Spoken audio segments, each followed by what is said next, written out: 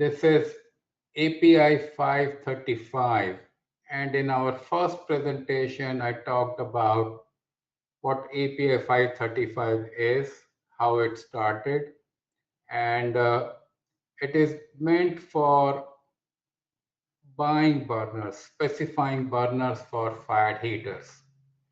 So our webinar will be an 8-part series covering most of the things which are there in API 535.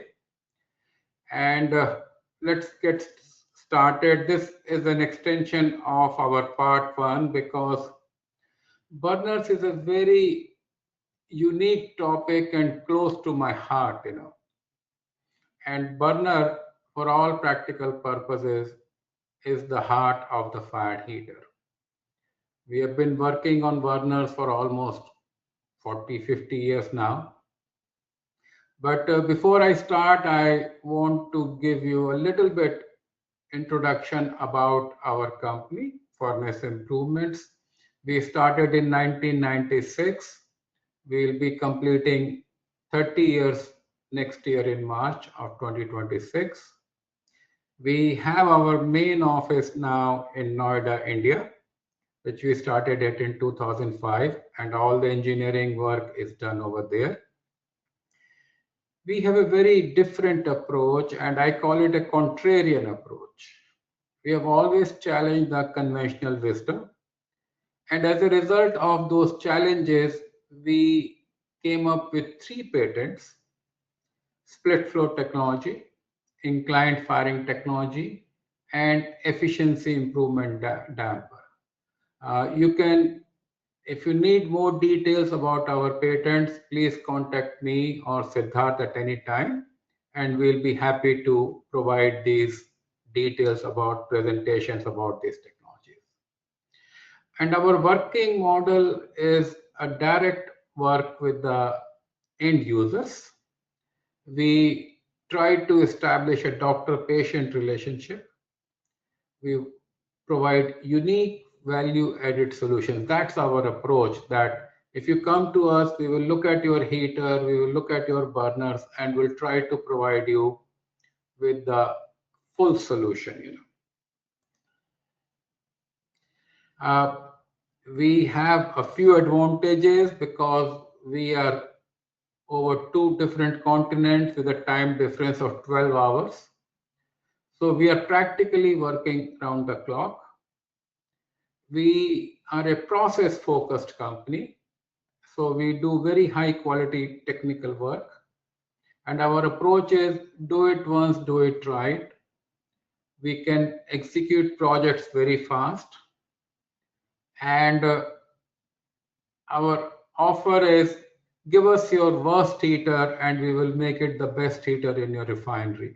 That's what typically we have been doing. As far as the range of heaters is concerned, we work on all types of heaters: crude, vacuum, reformer charge, coker heaters, hot oil heaters, steam methane reformers, waste heat boilers, CO boilers, SCR units, and ultra low NOx burners. So we have done over 500 projects in the last 30 years.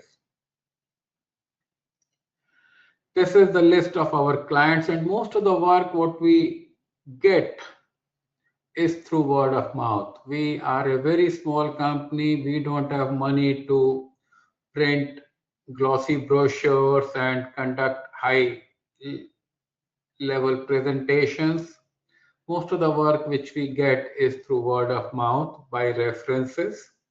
We have worked with Phillips 66 for almost 25 years now. And we have a long-term relationship with number of refineries like Countrymark, Citgo, Delek, Lyondale, to name a few. But we have worked all over the different continents.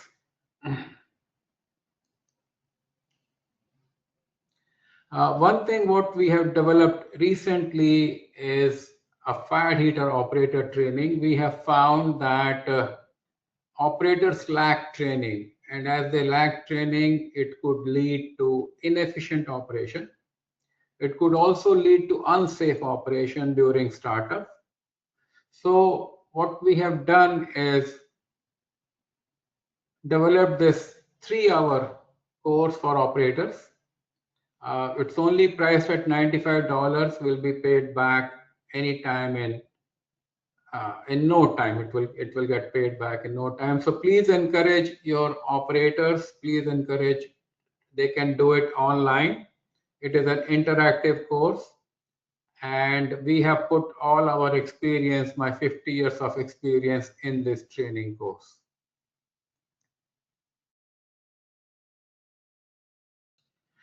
Furnace improvements is just like any other heater vendor. We have process group, CFD modeling group, mechanical and structural group, 3D modeling. We take projects on turnkey basis, and we can execute projects from concept to commissioning. That's what we do. We are not just engineering consultant, but we are full service company. We have done a lot of CFD work in the past 25 years.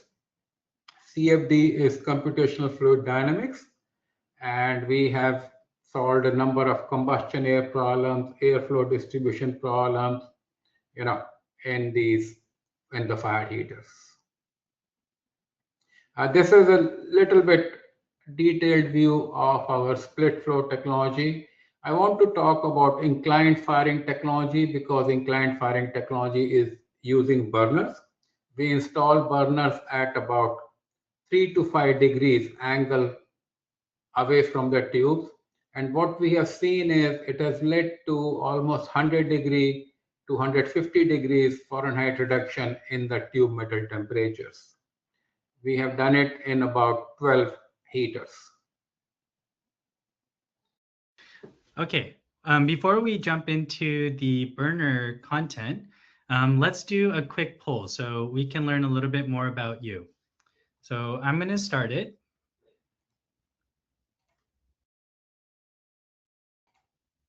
Okay. So we would love to know, what is your current job title or role? So please just take a second to answer, and we can use this information to tailor this presentation. We'll wait just a couple seconds for people to answer.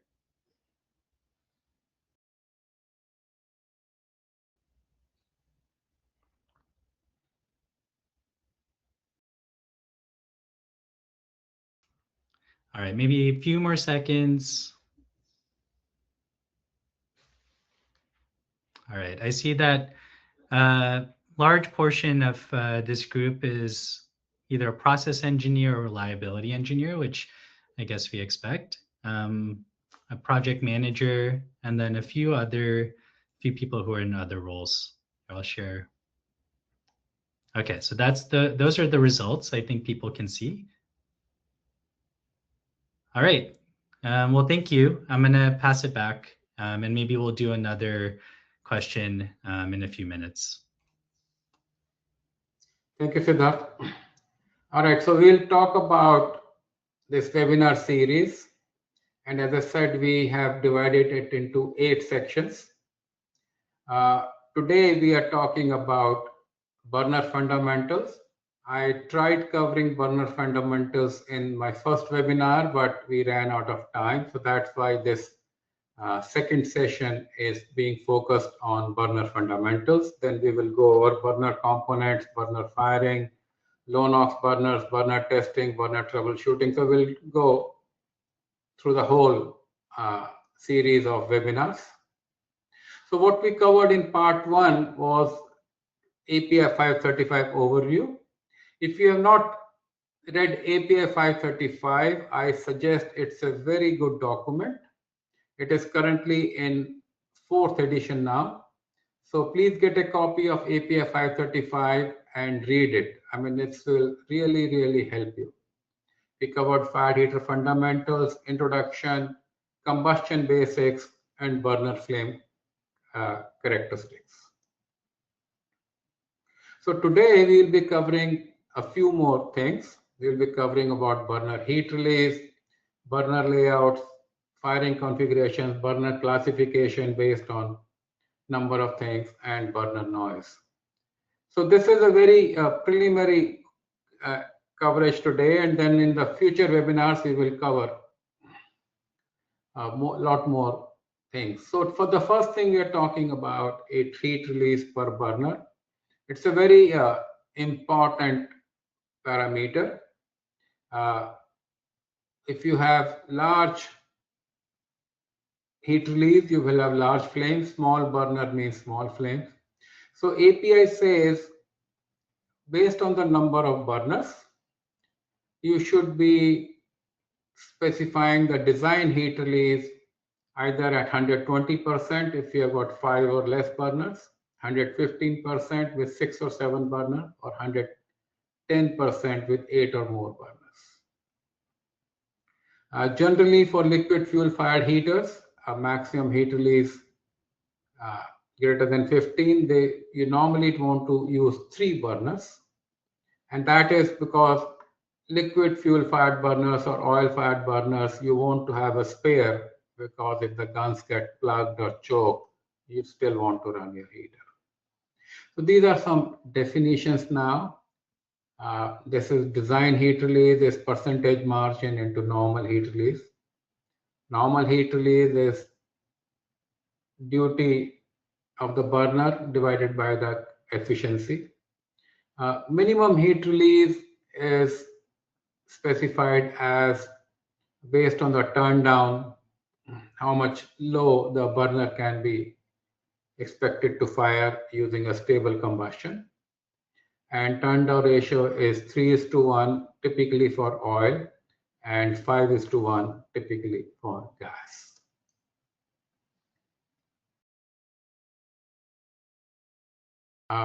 Burner heat release curve is another important burner document. You should get it from burner vendors. It plots the burner heat release according to the fuel pressure, And if you have specified different fuel gases, the burner vendor will provide you with different curves for different gases. So that way you will know, depending on the LHV or specific gravity, how the heat release varies with respect to the fuel pressure. Burner designs,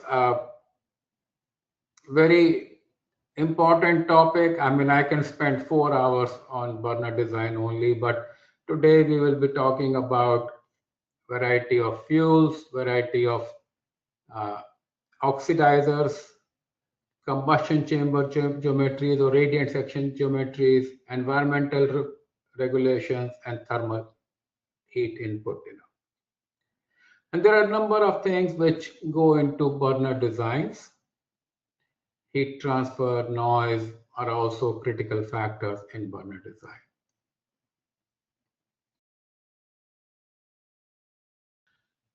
So process burners are used in refinery fired heaters, petrochemical furnaces, chemical industries. And the fired heater designer or the fired heater vendor selects the number of burners, their spacing, their location to prevent flame impingement on tubes, tube supports, and ensuring that all the flames are contained in the radiant section. The heat release could be anywhere between 1 to 15 million BTUs. Firebox pressure anywhere between 0.25 to 0.75 inch water column. And excess air between 10 to 25%. These are the typical. Now, there in your plants, there may be burners which are much larger. I've seen a burner, like there was a trend at one time to put only single burner in the radiant section. So if there are the hot oil heaters or crude heaters where they used to put high intensity firing burners, and those burners used to be anywhere between 100 to 150 million BTU. So if you see those numbers, don't get baffled. This is a layout from one of our projects.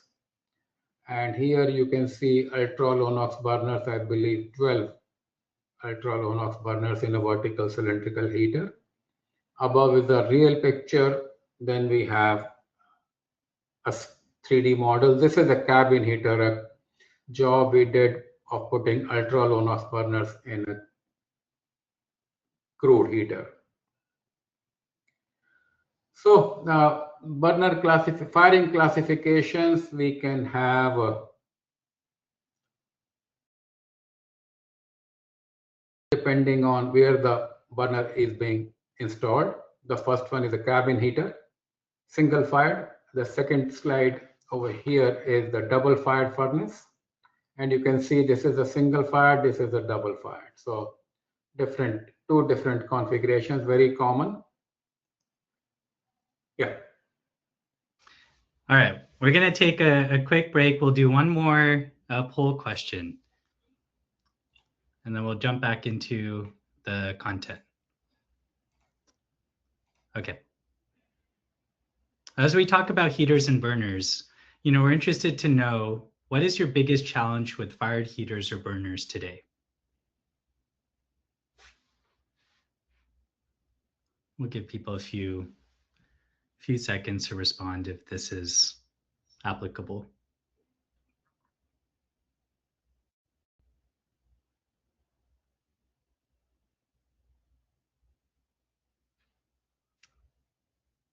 All right, we'll wait maybe 10 more seconds.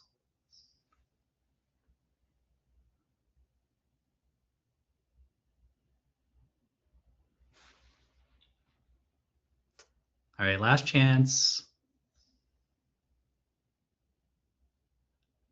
Okay, I'm gonna close the poll and we can see, it looks like day-to-day operations is a challenge. High tube metal temperatures or coking is a big challenge, and NOx emissions and compliance. These are things that we'll definitely cover over the course of this burner series. So thank you for answering the poll. Now I'll turn it back. Thank you, Siddharth. All right, so we are coming to the most important topic today, burner classification. And burners, you can classify based on number of parameters. You can classify based on the firing position, up fired, sidewall fired, down fired, end fired. You can also classify burners based on the fuel you are firing, fuel gas, fuel oil. You can classify by the flame shapes, the combustion air supply, how the fuel gas and air are mixing, and then lastly by NOx emissions. What this burner is it supposed to be a standard burner, low NOx burner, or ultra low NOx burner? So there are many ways you can classify the burners. Based on the firing position, we are showing you a floor fired burner. You can see the burners over here, or sidewall fired burners. So this is the sidewall fired burner. And this is showing a sidewall fired burner where the flame goes back to the radiant wall, does not go in front, goes back, Then we have sidewall fired burners, or you can even sometimes we call it end wall fired burners, and multi-level fired burners. This is almost like a terrace wall reformer burner. This is again a sidewall fired burner. So we can install burners, This is that was sidewall, this is end wall fired burners. So tubes on both walls and burners in the common. This was a very common configuration prior to 1960s. All the heaters when they were first built in 20, 30, 40s, they were all end wall fired burners.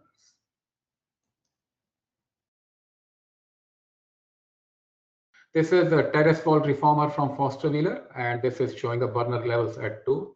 This is very specialized firing configuration.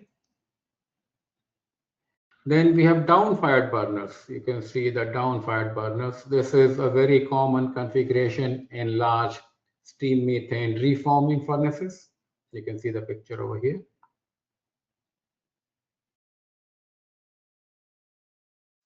Based on flame shape, this is a round wall, round flame shape,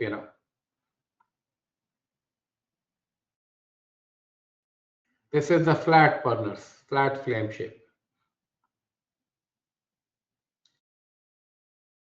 This is used in specialized heaters like coker heaters or ethylene furnaces. So between round and flat, round is mostly used, very common. Round is very common as compared to flat flame, but flat flame is a specialized application in special furnaces. This is another configuration of wall-hugging flame burners, which we have used in ethylene, multi-level ethylene furnaces, and also in some coker heaters. This type of configuration has been used where the flame is vertical, but the tile burner is horizontal. Based on fuel, gas, and air mixing, this is raw gas burner where the fuel and air are mixing at the tip of the burner. So once they mix externally, those are called raw gas burners. These are premix burners. And premix burner means we are mixing air and fuel inside the venturi, and the mixture comes out of the burner tip, So these are premix burners. I want to tell you that prior to 1950s, almost all the burners in the industry were preferably premix burners. The industry used premix burners for two reasons. The fuel gas composition used to be very stable during those times. The refineries were not very complicated, and the fuel gas composition did not change that much. So this was a standard, industry standard. And the other reason the premix burners were used was their flames was very small. So if you're using premix burners, the flames were very small. Even if you have premix burners in your plants or heaters, you can see the flames are very small. You can also see premix burners at your homes, the burners which are there in cooking stoves. If you have a gas-fired cooking stove, those burners are also premix burners. And here the fuel pressure is used to inspirate primary combustion air.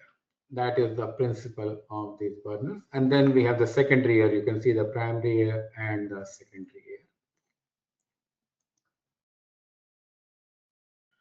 Based on, you can classify burners based on fuel fired, whether you're firing gas or you're firing oil. When I started my career, most of the heaters in the industry were firing fuel oil back in 70s.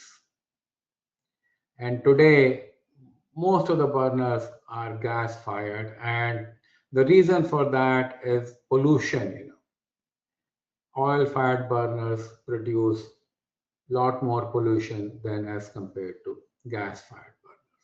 Also, the oil flames are much bigger than compared to gas flames.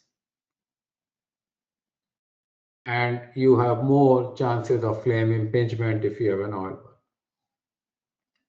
There used to be, and there still are, combination burners.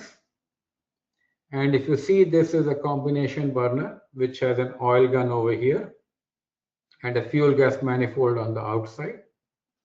So this is the oil gun, this is the primary tile where the oil burns, and then this is the secondary tile, and the gas tips are located in the periphery. And then you have the plenum, this is the vent box, and then the air is coming from here.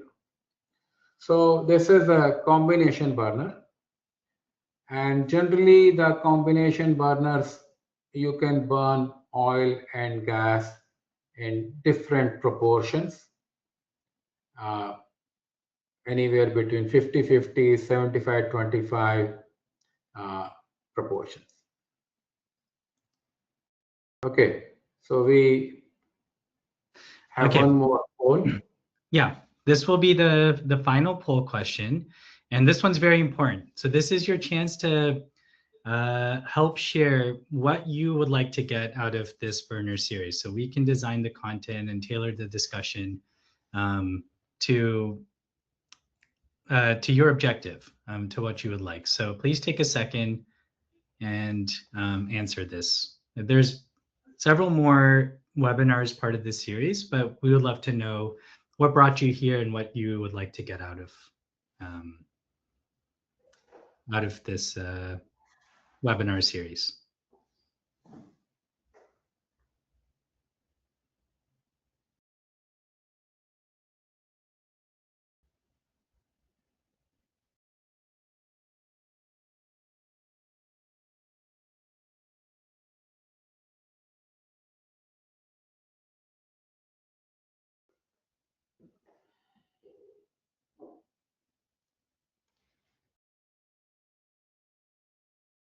Okay, we'll wait another few seconds.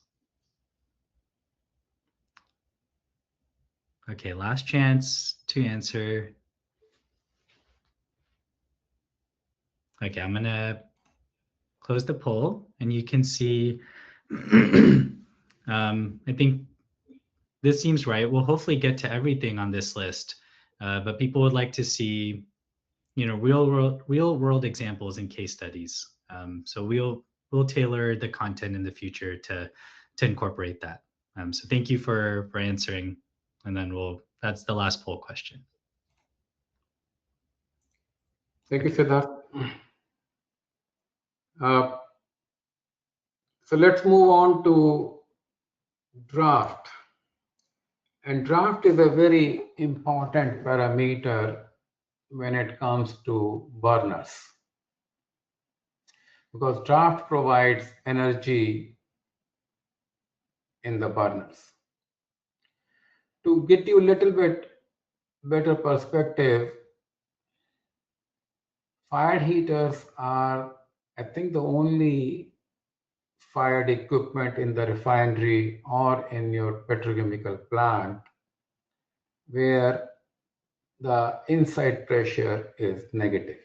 Inside the radiant section, we have negative pressure. And the reason we keep negative pressure is for safety reasons. This is in stark contrast to the boilers. Most of the boilers you will see will have positive pressure. You cannot open a peep door in a boiler. Normally, they don't even have peep doors, they have side glasses. Whereas in fire heaters, you have peep doors, and you can open the peep door and be exposed to directly to the flames, and that is called inherently safe equipment design. So fire heaters work on negative pressure, and that negative pressure is created because of the density difference between the hot flue gases inside and cold combustion air outside or ambient air outside. So the outside air is denser, and because it is denser, it creates a driving force, and pushes the hot gases out. And based on the stack height, based on the radiant section height, based on the convection section height, we create negative pressure at the hearth or the heater floor, which is then used for inspirating combustion. So the typical value of draft at the heater floor could be anywhere between 0.3 to 0.7. Here we have written 0.5, which is a good number, but in smaller heaters, it could be as low as 0.3. And at the arch, we want to maintain around 0.1 inch minimum negative pressure. So that's how the heaters are designed. We don't want you to be exceeding uh, or creating positive pressure at arch. So there are a number of designs. In US, 90% of the heaters are natural draft. And that is because our refining industry is very old and inefficient. So the natural draft burners, they're simple also. I mean, because they are natural draft, they are very simple. They are not depending on any fan, so they are fail-proof. And the combustion air is inspirated because of the density difference, because of the draft created inside the radiant section, and that is the natural draft. So that's the design we have. Forced draft. So in forced draft, we have very few forced draft heaters, true forced draft heaters in the refining industry. And even though here what we do is we use a fan to pump combustion air into burners. Even though we are using fan and a positive pressure inside the furnace, positive pressure inside the burner, the pressure inside the radiant section is still negative. So as far as the pressure profile inside the radiant section is concerned, it is identical to natural draft. The only thing what we are using is, instead of getting air from atmosphere, we are using a fan to provide air at a higher pressure. We don't have too many of these furnaces like this. The next one we are talking about is an induced draft furnace, where what we find is we need a fan to create a negative pressure inside the radiant section and inspirate air. So a common example of these furnaces could be ethylene furnaces, which is very common. We normally have induced draft fans in lots of ethylene furnaces. So also there are a lot of steam methane reformers where we have similar arrangement. And here we are talking of balanced draft. Balanced draft means we have both FD fan for supplying combustion air and ID fan for creating draft inside the furnace. And when we have two fans, we make use of the two fans to get higher efficiency in the furnace by recovering heat from flue gases leaving the convection section and preheating the combustion air. So about 10 to 12%, 10 to 12% of heaters in US have balanced draft air preheating systems.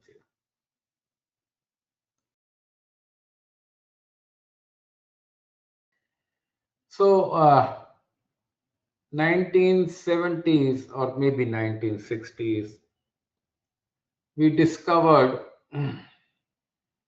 a thing called fog or smog. We discovered that there is a haze, brown haze forming in the atmosphere. And what we found was that it was more related to nitrogen dioxide, which has a brown color, and that's what was causing haze when it gets mixed with smoke particles and other things. So, and it was finally traced to combustion. And because of that, we started focusing on NOx. So for the past, I would say 40 years,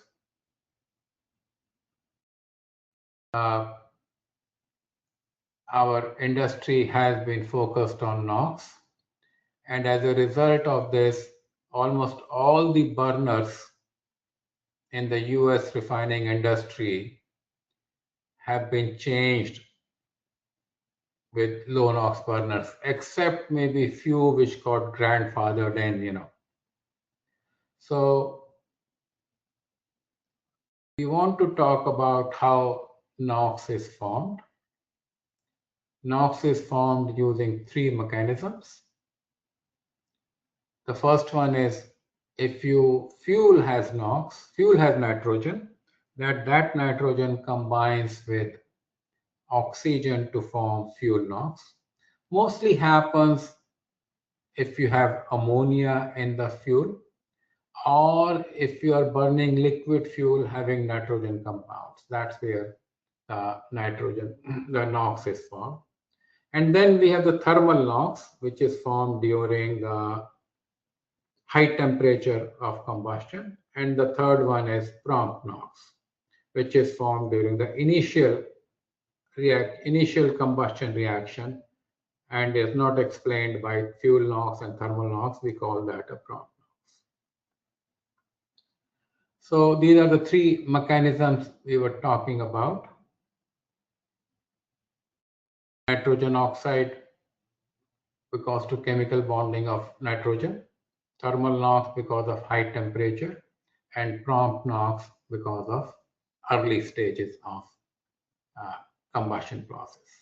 So three types of NOx formations are there. So because of this, a low NOx burner is used to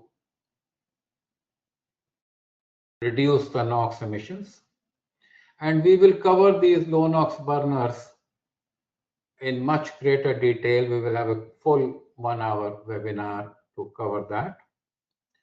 But low NOx burners are very complicated.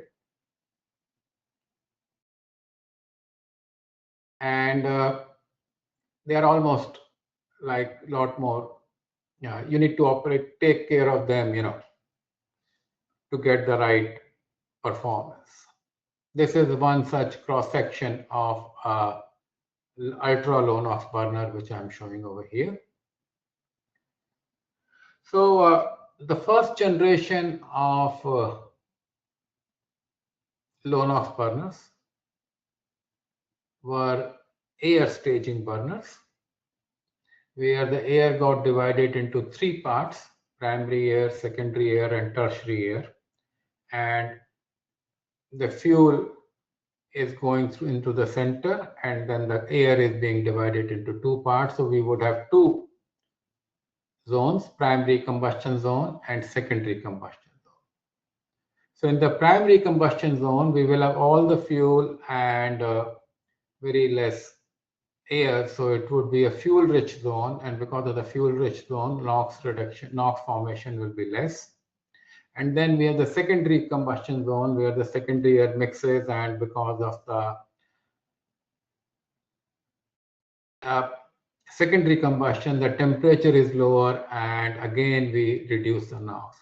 So the first generation of burners, which came into the industry around, I would say around 60s and 70s, were staged air burners. And this is one such example. This is actually a liquid fuel burner, and we have primary air, secondary air, and tertiary air registers you can see. So this was a very common design. Then the next came were fuel stage burners. And most of the fuel stage burners were gas-fired burners because you cannot do fuel staging with liquid fuels. So here we divided the fuel in two, primary fuel and secondary fuel, and we burnt it. This is primary, this is secondary, you can see over here. So that's what we did. And this is another picture of a fuel staged burner. So we divide the fuel staging. And we will cover the NOx in lot more details. Let's talk about the noise. Noise is a very important parameter from burners in refining industry, and it may not be very important in US because in US the refineries are still located far away from the residential areas. But in Europe and other places, the refineries are next door to the residential areas. And because of that, sound pressure level or sound burner noise becomes very important. And we measure this noise in units called sound pressure level, which is level of air fluctuation in a fluid. And these are expressed as decibels. So that's basically the definition of burner noise. Typically in US, we expect about 85 decibels, and 8-hour exposure is what is acceptable as per OSHA. Whereas in Europe, we go down to 80 and sometimes we even go down to 75 dBA.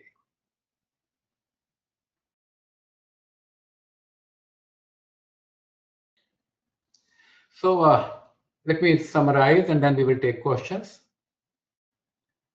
Burners are small but very high impact component in fire heaters.